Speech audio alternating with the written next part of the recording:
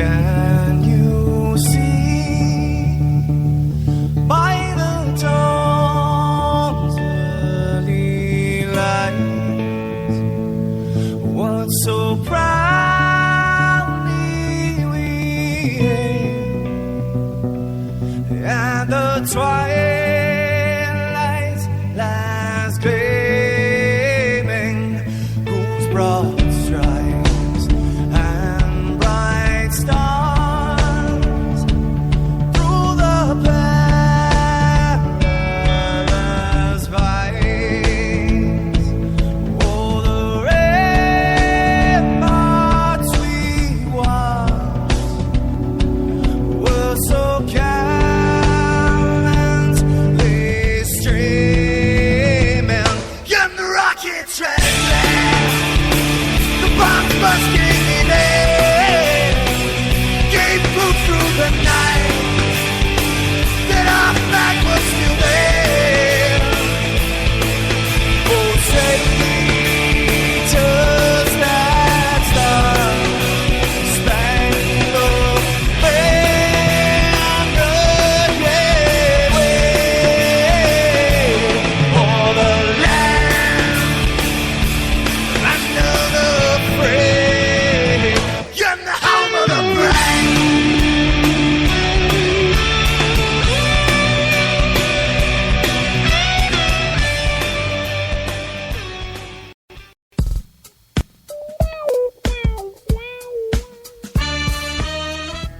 Don't be afraid, this is a low fat, and you are listening to HonestAnswerRadio.com. Now, where is the egg roll you guys promised me?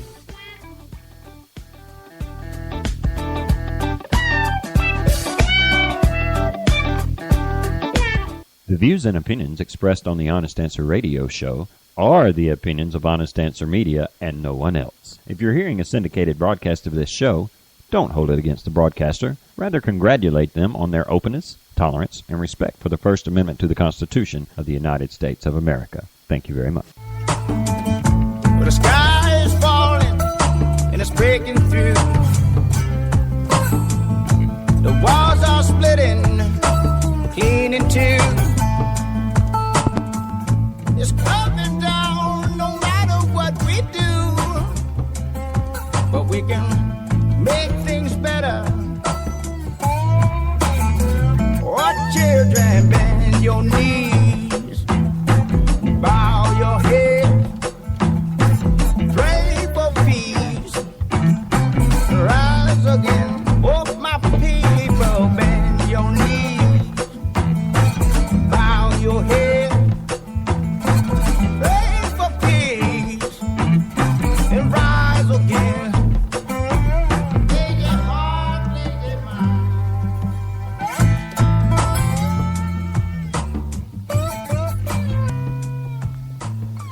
And welcome one more time to Honest Answer Radio here on HonestAnswerRadio.com, where we're kicking the mainstream media in the teeth every chance we get.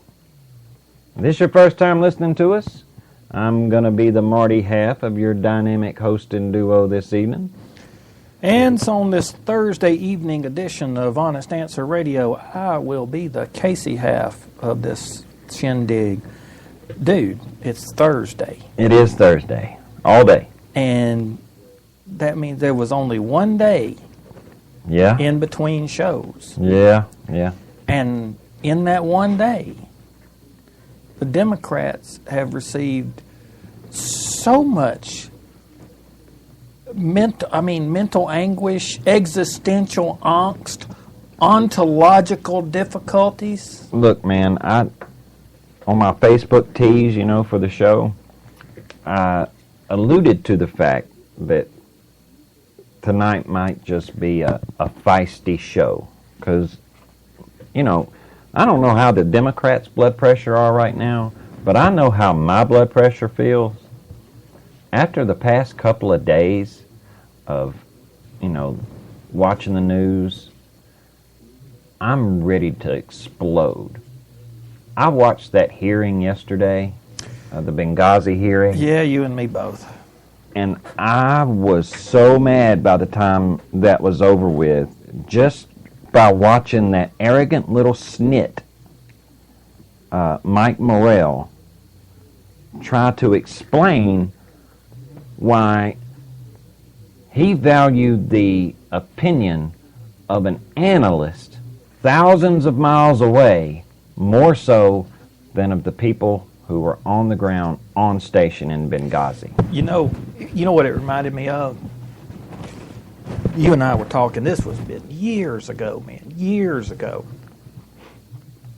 And you were telling me about a conversation that you had with an intelligence analyst. Mm-hmm. And, you know, you'd said something about, I'm giving you some good Here's some intel. Here's some intel. And he tells you, no, this is data. I'll tell you if it's intelligence or Now, not. you tell me what you've got, and I'll let you know if it's intelligence. Yeah, that's a typical attitude in the intelligence community once you start getting into the... Once you get into the Beltway. Yeah, yeah. I mean, here's the guys on the ground saying, no, dude, there's no protest. He's, well, since we figured they were basing their reports on accounts in the press, no, what that meant was these guys were talking to but they, everybody around there who were outside the embassy or the consulate and could see what's going on. Yeah. And Yeah. they're going, protest. Yeah. Also, we had another shooting on Fort Hood, Was workplace violence. and we will not be mentioning the shooter's name on this show. I saw an article that said Megyn Kelly last night refused to mention the shooter's name. And Sean Hannity did not mention it either. I take my hat off to those people. The shooters in cases like this, it's at least it's my feeling that we don't need to. No one needs to ever know their name. They should, if they're dead. The only time their name should be uttered should be in the courtroom, and let that be it. Don't give these people any fame of any kind, no publicity. If you want to mention names, Talk about highlight the people, the victims, exactly. And they were all shot. From what I understand today, all of the gunshot victims, they were all like single gunshot wounds. But some of them were pretty severe. There's at least one that is a serious spinal cord injury. What is happening, man? What is happening on our military bases? And this guy apparently had never even been in combat. But being treated for post-traumatic stress. But you don't have to have been in combat to, Shoot, no, man. Look, there's some people who've had radiation and chemotherapy that come out with... he was in Iraq. Yeah. Granted, he was in Iraq during the drawdown phase, but Iraq in itself, it has been a combat. Look, if you've been in Fallujah or Baghdad or really any of those cities in Iraq, you're in a war zone, and I imagine that, you're still going to see some things that are going to be pretty traumatic. Well, not just that, but wondering if when you just happen to be even in a convoy that's delivering goods to frontline troops, right? You have to wonder, is that lump of dirt over there, is there an IED in that? That's right. That constant pressure, that constant worry about, is something going to blow up right around here? I mean, whether you say combat or not is kind of, right. It's not the factor. But so this guy, he was being treated, and but I don't want to justify his actions because he happens to have been undergoing some some treatments for PTSD, because that's no excuse. That's no excuse. But I do want to talk about what are we doing for our veterans when they come home. I've got an audio clip from Glenn Beck And I think he summed it up pretty darn good. We're sending these people off to fight. Well, they may not necessarily have to fight, but we're telling them to put on our uniform and go into a foreign land in a combat zone, in a hostile area where there are people that want to do us harm. And when they come back home, it seems to me, and to a lot of other people too, that we treat people who hate this country better than we do the people that we send out to defend us or to fight on our behalf. We're even considering giving a visa to a person who was instrumental in the late 1970s. In 1979, Iran is promoted this fellow to be a diplomat to the United States. Their UN ambassador. And we're actually considering giving this guy a visa, and he was in with the group, and they called him, he was one of the negotiators. Like he's guiltless for holding Americans hostage for 444 days in Iran, and they beat the snot out of some of those people. We give people like him more respect than we do our own veterans. If they allow him into this country, he will have diplomatic immunity. Yeah. He'll get to park his car wherever he wants to. It's despicable. Also, I've got another audio clip from one of our representatives, not one of Alabama's, but Keith Ellison, Democrat, standing out in front of the Capitol with his little megaphone after the Supreme Court decision that came down. It was regarding The campaign finance. Yeah, it's the 501c4s. They tried to limit or to impose even stricter limits on what you could give, or how many different candidates you could give money to. And it's not like, unions have unlimited funds. They can spread their money around any way they want to. But this way, at least Tea Party groups, conservative groups, can now be not necessarily on level footing with unions, but it's closer to parity, and that is scaring Democrats to death. Well, the Democrats were perfectly content with limiting the free speech. Because look, when you're donating your money to a political candidate, that is a speech, protected and speech, an expression. And the Democrats were perfectly content with sort of nipping that in the bud, which I find it ironic that somehow or another they feel that it's not limiting free speech if you limit the amount or how many candidates you can donate to, but it is limiting free speech if you ask somebody to prove that they're a citizen to vote. Yeah. It's just, you go figure. But why don't we just jump right on in this?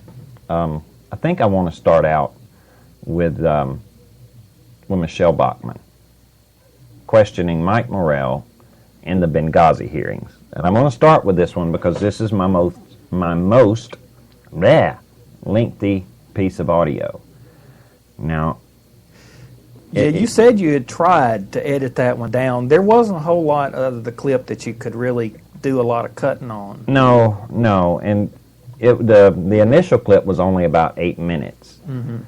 But I somehow managed to cut that back down to roughly about 4. But it's very important that we listen to all of this clip because it is very, very telling. There's little bitty things in here that you just really need to pay attention to. You might have to stop this video in the middle of a time or two. So here we go. If I can get it to play.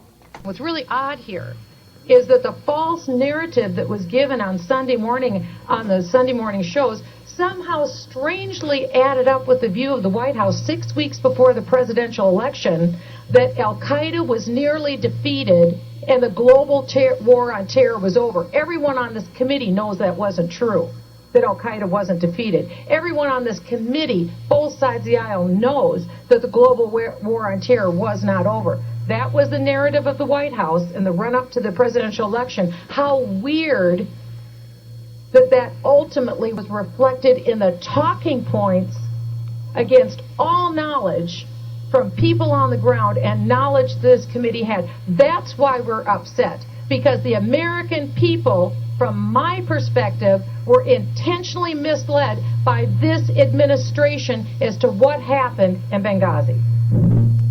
Chairman, can I respond? I'd make 2 points, ma'am. Number one, the narrative that the attack evolved spontaneously from a protest was a narrative that intelligence community analysts believed. Not just analysts, intelligence community analysts. That turned out to be incorrect, but that is what they believed at the time. All right, I'm going to stop it right there for just a second. Wow, we've got a serious hum going on. But I want to stop that one right there. Note that he says that is what the CIA analysts believed. Not what any of the people on the ground. He doesn't want to refer to any of those people. No. It's the intelligence analysts inside the Beltway that matter. Right. Those are the people that he wants to give all of his attention to. And he also said just then it was incorrect. But that's what they believed. See, that was what was important to him, because let's not forget that Morrell himself is an analyst. Yeah, see, this is, you and I have said repeatedly that the CIA is not full of incompetent people. It's not full of incompetent liberals. There are good people who work for the CIA. Unfortunately, I don't think very many of those good people actually work in Washington. Well, and the good people that work for the CIA also don't get a chance to speak. The good people don't get. They're not the ones that are questioned. They're not the ones that get sent up to answer questions in Congress. All right, let's let it keep going. So there is no politics there whatsoever. That's point number one.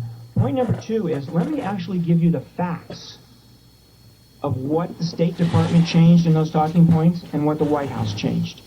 The White House changed 3 things. The first thing the White House changed was to add Cairo in front of the word embassy for the sake of clarity. The second thing the White House changed was to rearrange a couple of sentences, purely stylistic. The third thing the White House changed was to change the word consulate to diplomatic post for accuracy. Those were the only changes the White House made. The changes the State Department made, 2, just 2. They too wanted to change the word consulate to diplomatic post for exactly the same reason.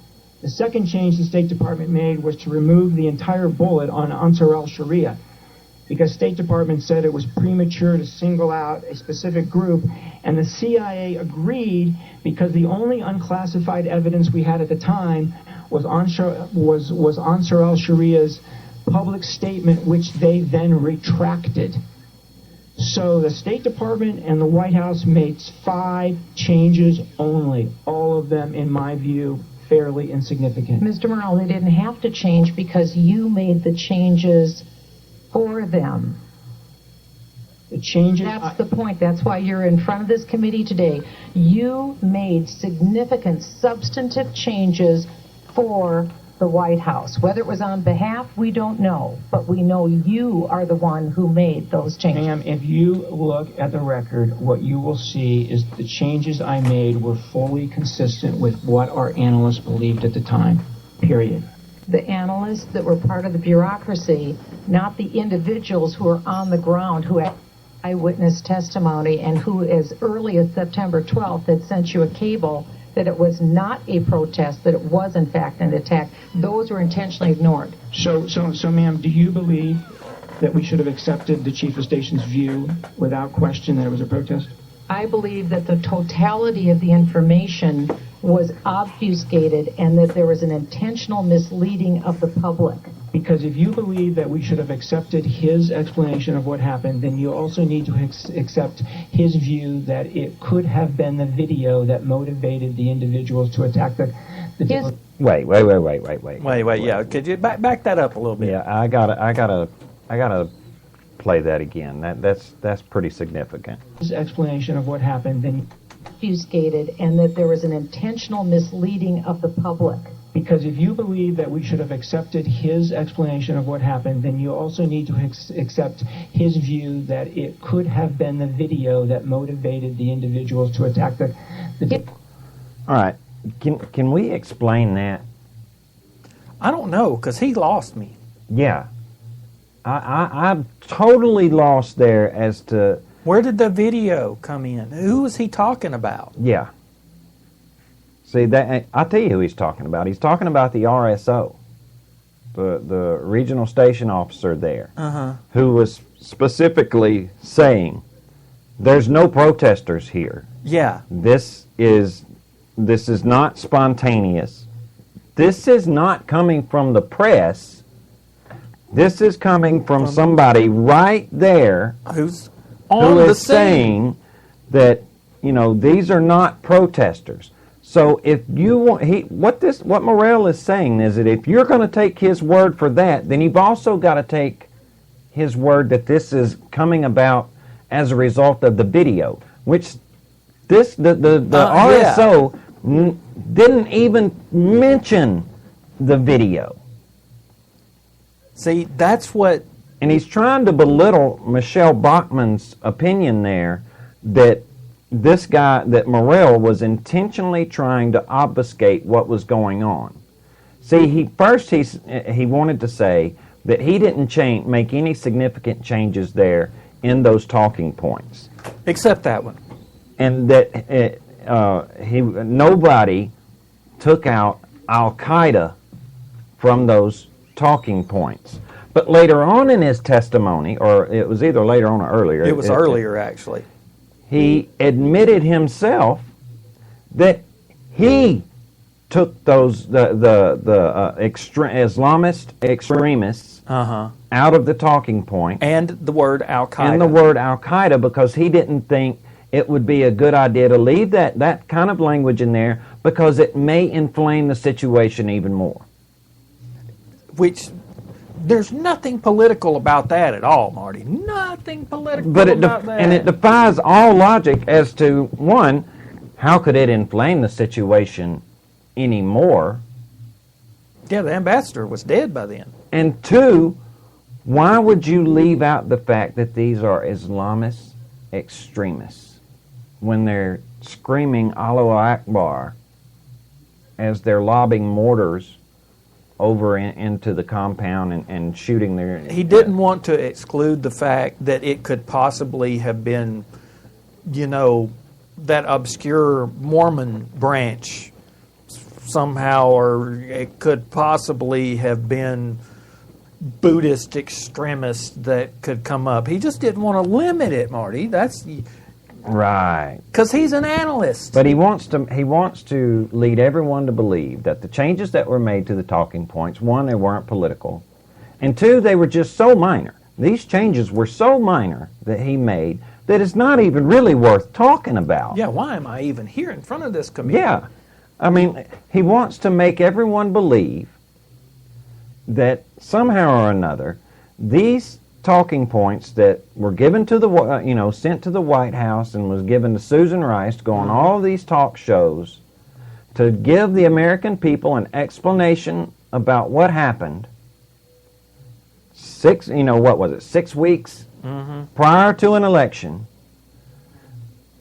was somehow not politically motivated at all. No. Nothing political there. No.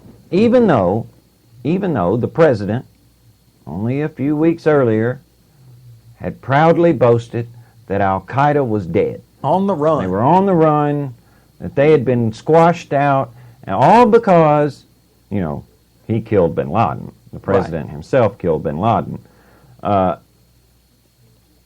That could not in any way have reflected poorly on the president. These changes were just political. Yeah. Look, Marty, why would you expect that somebody that lives, that works inside that beltway would have political motivations? It's just the most crazy. That's crazy talk, man. It's crazy talk. It is. Now I've got another clip, and this one is with Mike Rogers. Yes. Not Alabama's Mike Rogers, but Michigan's Mike Rogers. Mike Rogers. It's shorter, but the end of this clip, at the very end of this clip, Mike Morrell makes a statement that blew my mind, and I think when you hear, you'll know what I'm talking about when you hear it. On the 12th, something that I received and read did say that it was likely not an opportunistic. It was because of the description of the armed insurgency that, in fact, on the 12th was, in fact, on that day. So there was a different narrative from the folks on the ground than there was in the analysts here. And you can imagine how that creates confusion in the investigators and why some might draw that conclusion in the height of a political campaign that maybe something doesn't look right here, given the folks on the ground and the testimony of those on the ground were completely different from what the analytical product was, including on the 15th, which was a very detailed email highlighting the differences of opinion on this particular case from the folks who were on the ground during the event. And Chairman, let me actually read you what that piece on the 12th said. It said the presence of armed assailants from the incident's outset suggests that this was an intentional assault and not the escalation of a peaceful protest. It's very interesting. All right. Let him read that one more time. It said the presence of armed assailants from the incident's outset suggests that this was an intentional assault and not the escalation of a peaceful protest. Aha. That was on the 12th, right? That was on the 12th. That was on the 12th. The day of, right? No, the day after. Yeah, the day after this attack happened. Right. It was an intentional attack, not a result of some sort of protest gone wackadoo. Right. All right. Just clearing that up. It's very interesting. I think Here's so. what really happened, though. So the analysts who wrote the piece in the very, very early morning hours of the 12th, mind you, the attacks had just occurred, and the analysts were putting together what we call a situation report. When the analysts finished with the piece, and when the analysts went home, that sentence was not in there. That sentence was added by one of the editors after the analyst left. The editor said that she thought there needed to be a bottom line. She was a trained military analyst, and she wrote that sentence. When the analyst came in... Whoa. Did you catch that? Just listen to that sentence one more time. She was a trained military analyst, and she wrote that sentence. She was a trained military analyst. The editor who put that particular sentence in there was a trained military analyst, okay, who got to that conclusion based on information received from the station chief, from the RSO, and the analyst that wrote the report themselves. Right. Okay. The analyst on scene. On the scene, thank you. The on scene, as in on the scene, on the ground, in Benghazi. Right. Okay. That guy. Yeah, all right. Analysts came in the next morning. They were very unhappy that that sentence had been added, and they complained about the addition of that sentence. So that's what's happened. It was a bureaucratic mistake. No politics. That was a bureaucratic mistake. No politics. A bureaucratic mistake because some whiny, snot-nosed, little twinkle-toed geek analyst Didn't like the in editing the of his report. Beltway that hadn't seen anything with his own eyes, but is only going by second-hand reports, did not like the idea that another trained military analyst would make an additional, would put a sentence into a report. Just a And they bureaucratic complained. mistake. They complained about it Well, see, and got Marty, it removed. So that's some sort of bureaucratic mistake and had nothing to do with politics. No political. No, look, man, bureaucrats and politics, as you well know, Marty, are just they never mix. Right. Well, there's more. I can certainly understand the confusion it created.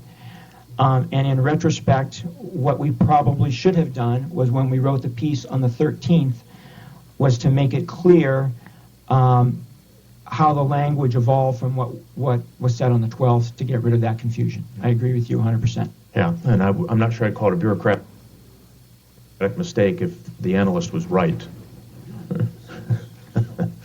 That analyst was not an analyst, was not a counterterrorism analyst, was not an analyst on Benghazi, was not looking at the issue. She was acting as an editor, and she added a judgment that she had no right to add. Bingo. You hear that? Listen to that last sentence. And she added a judgment that she had no right to add. She had no right to add that. She should never have used her years as a military analyst to add accuracy to a statement. She had no right to put her own opinion as an analyst because, hey, look, She was just she an was editor. not, and she was not a counterterrorist or a counterterrorism analyst. She was not a Benghazi analyst. She was merely a trained military analyst Acting as an editor. acting as an editor, which, by the way, was her job. But she had no right to put that sentence in there as an editor and a trained military analyst. See, this is the problem right here. You want to know what the problem was with all of these talking points, with all of the Susan Rice fiasco? These guys.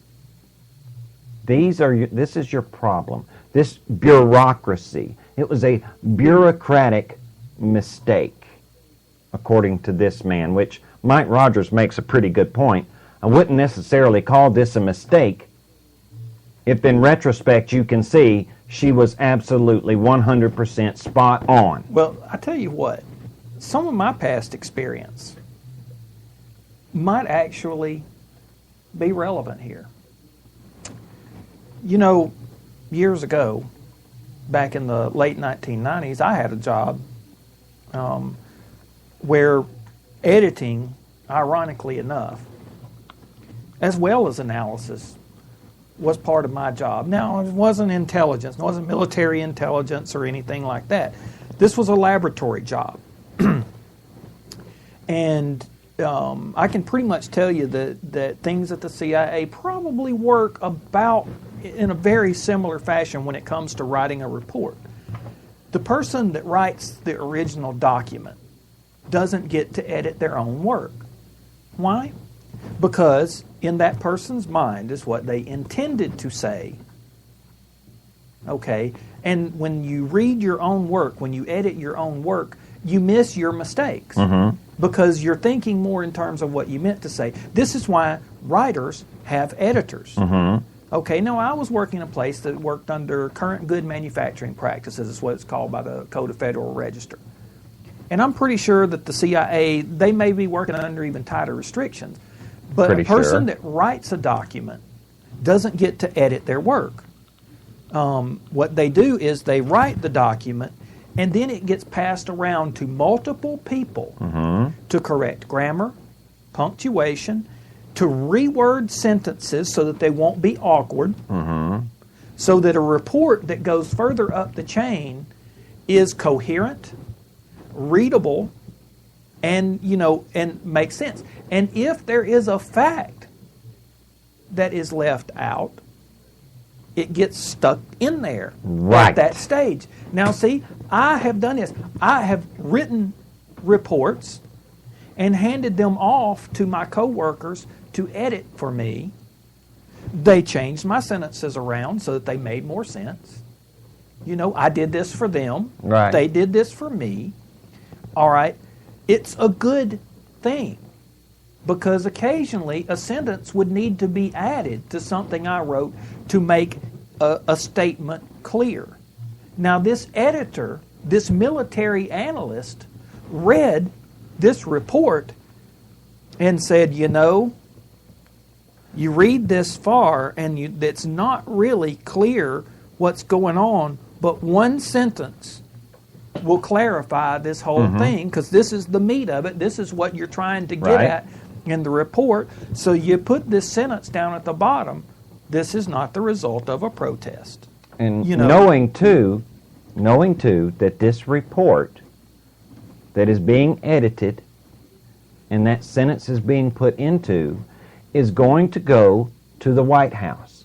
And it's going to go to Susan Rice, which is then going to go on national television and try to give an explanation to the American people and to the families.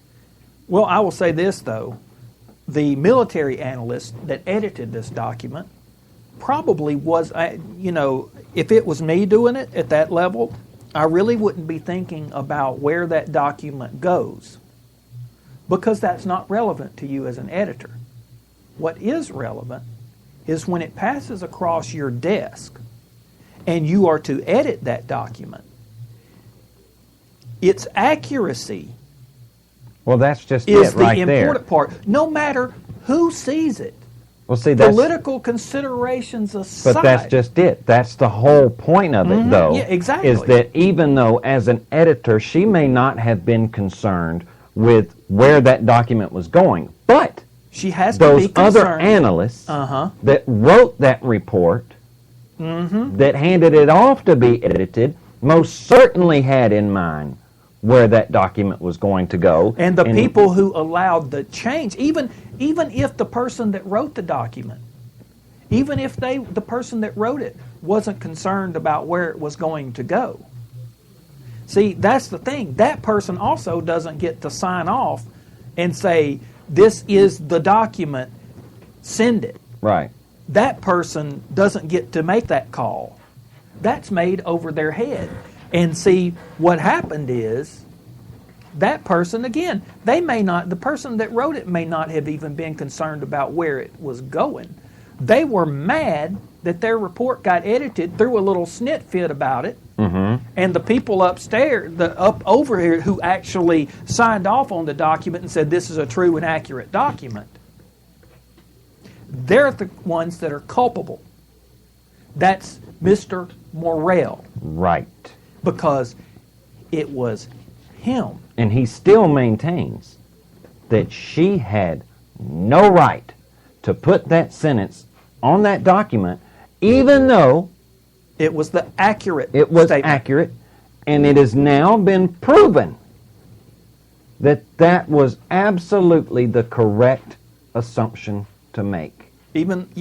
Except I tell you what, I'm going to correct you there. I don't think it was an assumption.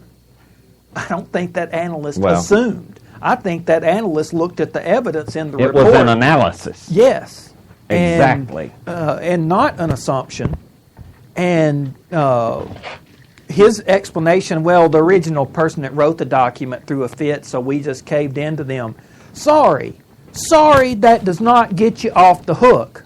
because Morrell is the one who signed off and said, this is what we send to the White House. Right.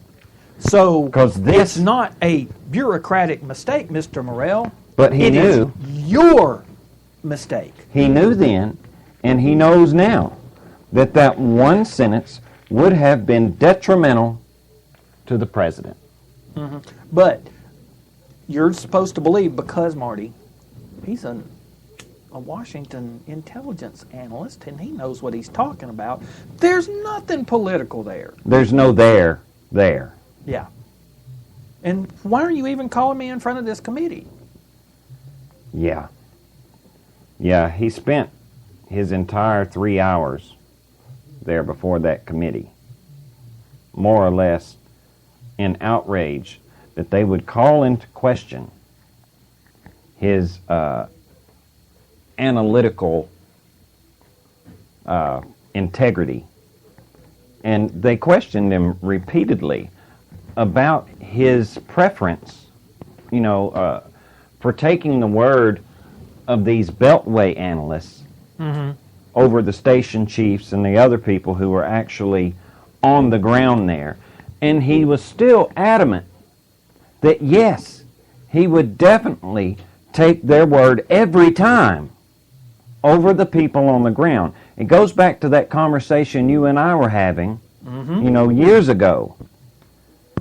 These Beltway analysts, these people who are locked inside these little dark rooms, reading these reports, somehow feel that their interpretations are more valid than the human intelligence there on the ground. I think that everybody that's out there listening to this right now has worked in an environment where, if you've worked at all in your life, I will guarantee you that you have come up against a situation where the people who supposedly have the big picture in mind every time overrule what the frontline people are saying and screaming. Yeah. Every time. I don't care where you go.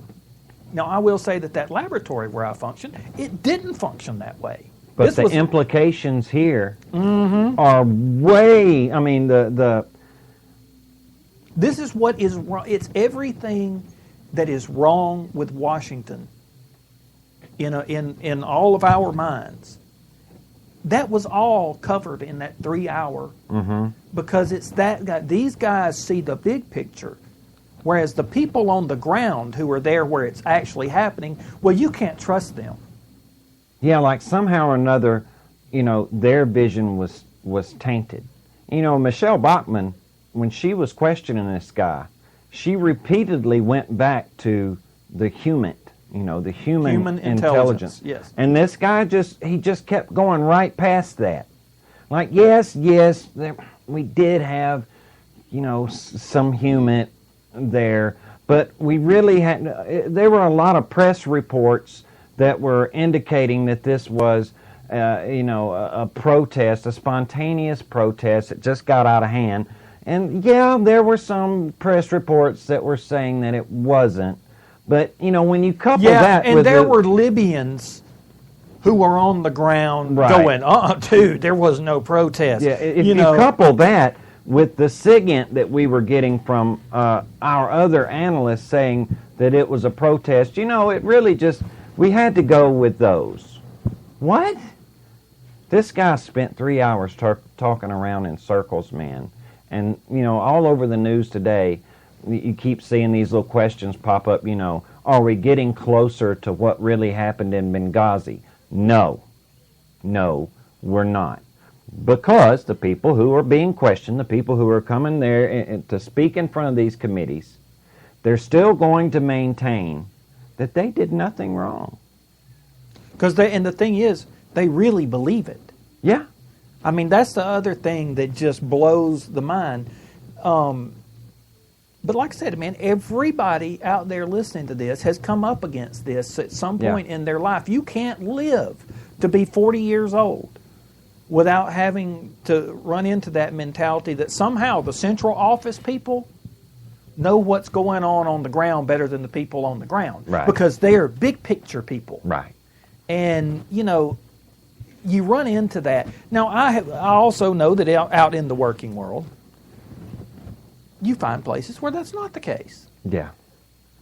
But they're few and far between. And we probably better move on. I think we've got just a couple of more things I wanted to get into.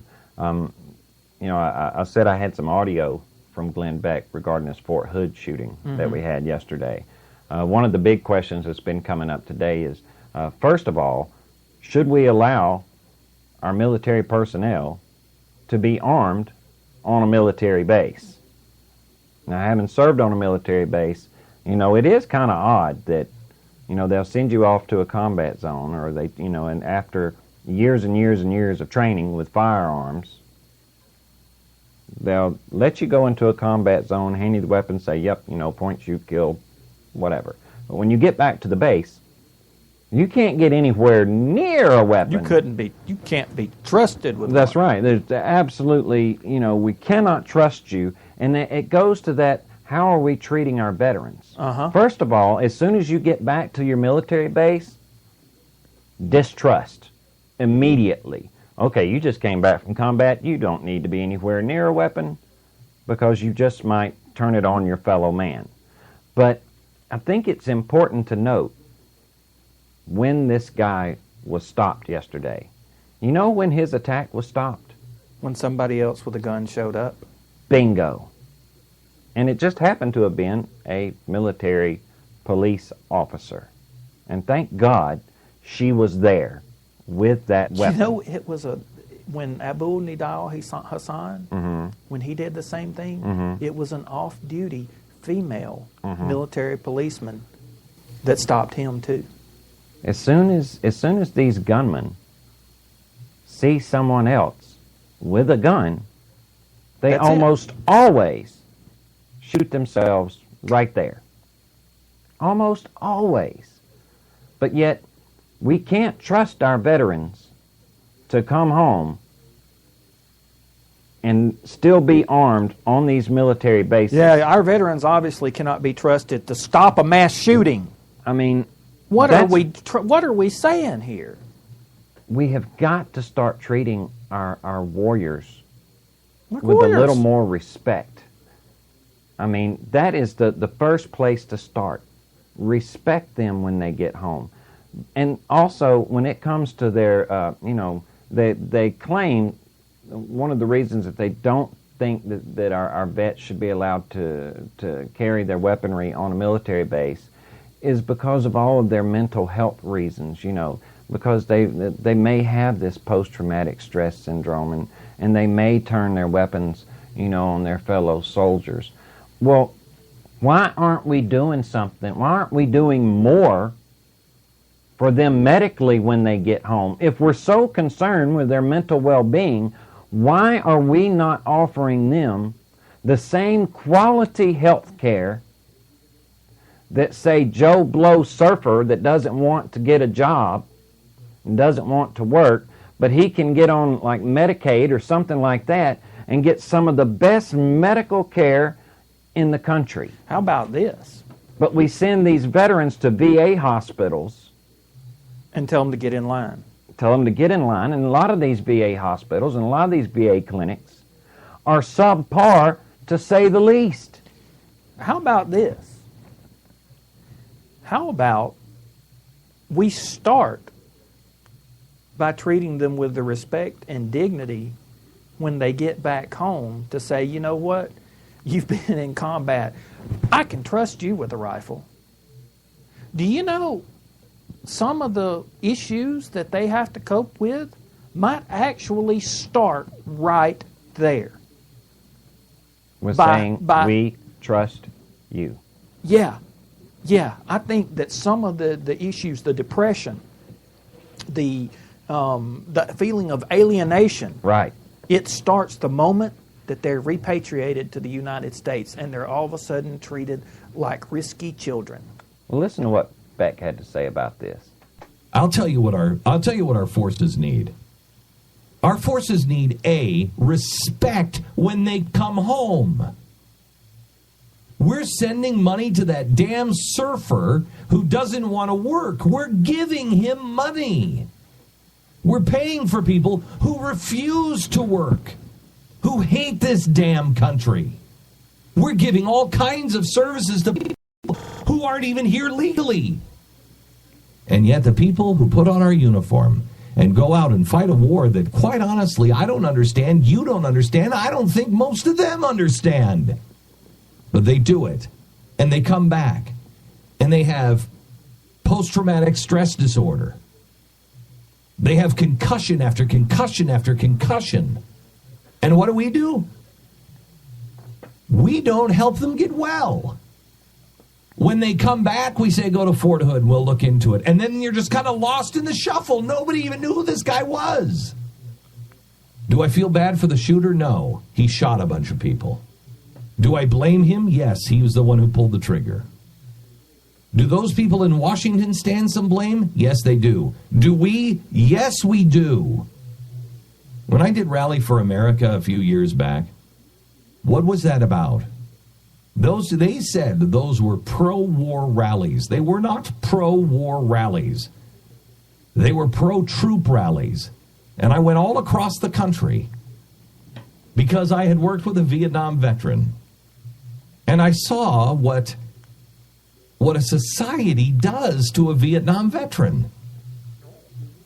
Society diminishes their work, and we're doing it again. Some of these Navy SEALs that come back. I'm doing work right now with the Carrick Brain Center here in Dallas, Texas, in Irving. They mainly work on Navy SEALs. These guys are absolutely incredible. Here are these guys who have all of this great technology. They are on the cutting edge. They should be working for the United States government, having all of our soldiers go in and see them. We can fix some of the things that we have put them through. Don't we owe it to them? Don't we owe it to them? Don't we owe it to the... We give them the VA. Would you want your kids sitting in the VA? Do you know anything about the VA? Do you know how corrupt it is? Do you know how you want the... There was a reason that everybody had those big, dorky Drew Carey glasses that were in the military. Because the military medical insurance sucks. The other thing our troops need, besides the love, attention, and medical attention that they deserve... paid for by us, take it away from the surfer dude and give it to our military. The heroes that have come home, whether you agree or disagree, they fought for you. They fought for your country. We ask them because we keep electing these bozos. So I don't care if you voted for Bush or for Romney or for Barack Obama. You voted, dude. And both sides are saying go for the war. Give them what they need. And the other thing. Bingo. Mm-hmm. Give these people what they need. One of the main things that our veterans need, most of all, is medical care. Premium medical care. He made a good point. Would you want your kids, if your child had a brain injury, would you want to take your child to the VA to be seen about? Would you want to put your child through the trauma of going to a VA hospital? But we're doing it after they grow up. Yeah. Beck makes another good point about the corruption there at the VA. The sheer just bureaucratic crap. You know, there was an old running joke that if you're going to go to the VA hospital, you got to plan 6 months in advance to be sick. Mm-hmm. Like, you better know 6 months from now that you're going to have, something go wrong from, an injury that you've had almost to the day, if you want to be seen in time. It is ridiculous. I dare say that there are those, even in the chat room here on the Spreaker page, that have had to go through the hassle and trauma of the VA. When our troops come home, they need help, man. We can't just send these people off to fight, and then when they come home, forget about them. Or we're going to have more incidences like this Fort Hood thing. Mm-hmm. You know, Nadal Hassan was not an anomaly, but he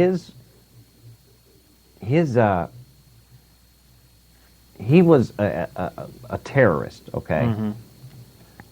But he had been through the military version of mental health care, okay? And it worked so well. Well, it was because no one was willing to call it what it, they didn't want to call him what he was, because it would have been perceived, to been racist or discriminatory, something like that.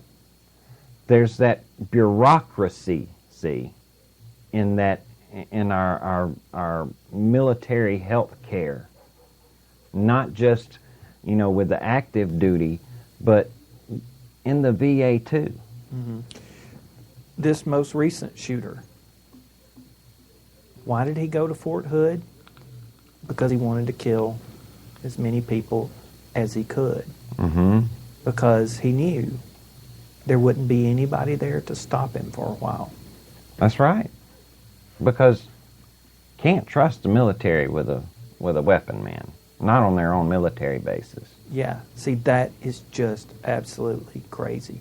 And I know we're probably getting towards the end of our rainbow, and we probably need to move. Yeah, on, I've got this one more piece of audio that I want to play, and it was about, from Representative Keith Ellison, and I ain't going to elaborate a whole lot on it, but keep in mind that this piece of audio is a direct result of a Supreme Court decision, okay? Mm-hmm.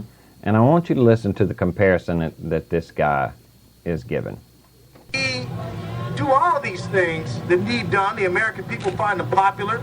The American people like Social Security, want to raise the minimum wage, want action on climate, want justice. And actually, you would think in a representative democracy it would be easy to do. But we are lurching ever closer, particularly with this monstrosity of a decision today, toward being a plutocratic oligarchy. A nation of billionaires who fund willing pawns will do their bidding in this capital of ours right across the street. But you know what? The last chapter has not been written. The last chapter has not been closed, because our superior numbers will defeat their superior dollars. And we will organize the people to overturn this, as we have overturned ugly decisions in the past, like Dred Scott, and like Plessy versus Ferguson. Ugly decisions in the past. The American people said, we're not going to cry, we're going to organize. We're not going to lament and grieve, we're going to get together and overturn this mess that these people have created.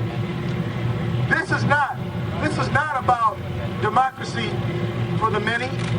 This is about democracy for the money over here. I just find it funny that whenever there's a decision made like this, particularly when it deals with like campaigns and free speech and things like that, if you really want to get the crowd fired up, the best way that these people figure they can do that is, let's compare this with slavery. Let's compare this with like some of the ugliest chapters in our nation's history. See, the other thing, Marty, is this hurts the unions. Mm-hmm. That's why that guy kept using the word organize. Mm-hmm. Organize. Mm-hmm. He's another community organizer, see? Oh, yeah. Okay. Because the unions have been able to give. See, they don't have the same restrictions that a 501c4 has. Well, they can dish out money left and right, and they do. Mm-hmm. Okay? Now, the Tea Party, even though, like I said, they're not on the same level with what they can donate, what as an individual, right, what you can donate. Mm-hmm. You still don't have the clout of the union when it comes to spreading money throughout political campaigns, but you're a step closer. That's part of what I don't understand.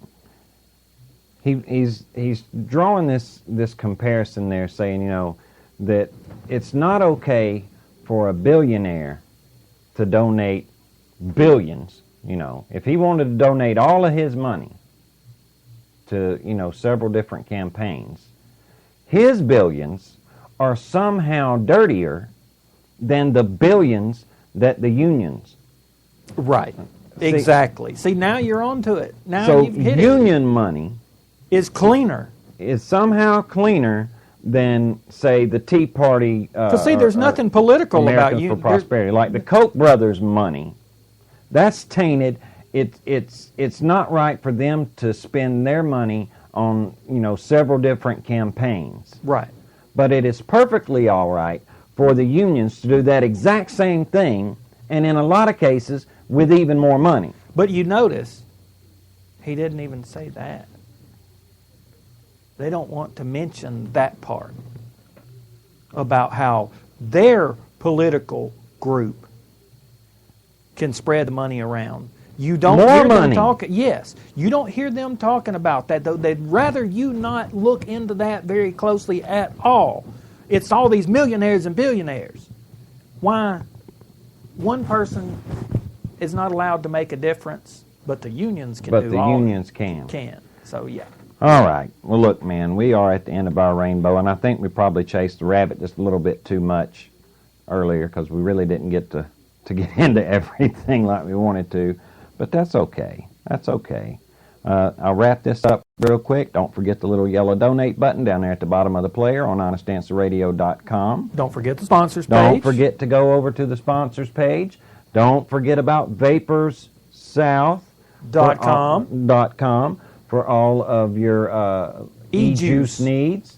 Don't forget, we have a channels page where you can check out Sports World Radio with Sean and Jeff. How about those Braves? Yes. How about those Braves? That was for our mother. Also, don't forget about Challenge from the Heart with Pastor Rick Hope. Man, if there was ever a time that we need to have a little talk with Jesus, it is now. Hit your knees, folks. Hit your knees, hit your like knees, that song said. And I tell you what, before you hit your knees, hit that little button and click over to Challenge of the Heart and take a listen to what Pastor Rick Hope has to say. Ain't that the truth? And one last thing, you know, with all of this that we've been talking about. Well, let's don't forget Going Beyond Radio. Oh, yeah, thank you. GoingBeyondRadio.com, folks. It's another venue for you to catch Honest Answer Radio, but they've got tons more programming over there, all kinds of different shows. They're on all kinds of different platforms. GoingBeyondRadio.com. Give them a listen. Tell them we sent you. That's right. In all of the things that we talked about tonight, you know, the horror story that was Benghazi, the horror story that is in Fort Hood, the horror story that we've got in the Beltway. Whose fault is it, Marty? It's our fault. It's ours. It's ours. It's mine. It's yours. It's our listeners' fault. It is our fault. It is our problem. And there's only one way that we can change it. One way. If my people, who are called by my name, will humble themselves and pray and seek my face and turn from their wicked ways, then I will hear from heaven and I will forgive their sin and I will heal their land. We'll see you guys on Tuesday. Good night, y'all.